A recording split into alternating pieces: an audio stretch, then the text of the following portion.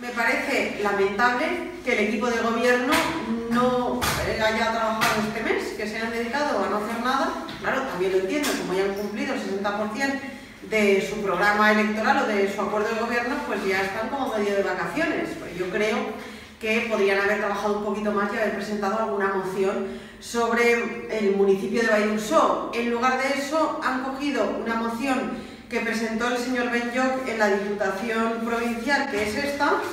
La presentó en el mes de junio el señor Benlloch, que es el portavoz del Partido Socialista en la Diputación de Castellón y el alcalde de Villarreal.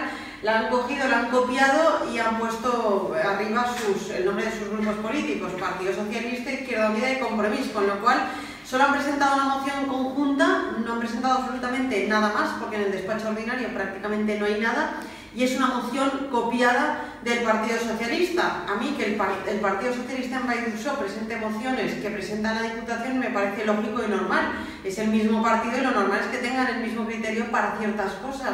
Pero que Compromís e Izquierda Unida constantemente se adhieran a mociones que presenta el PSOE me parece absolutamente ridículo. Yo esta tarde se lo preguntaré al señor Llorente y al señor Julià qué opinan sus votantes de que le haga la campaña constantemente a la alcaldesa o al Partido Socialista. Creo que la falta de iniciativa es evidente y la dejadez es absoluta, con lo cual pues creo que se lo tendrían que hacer mirar.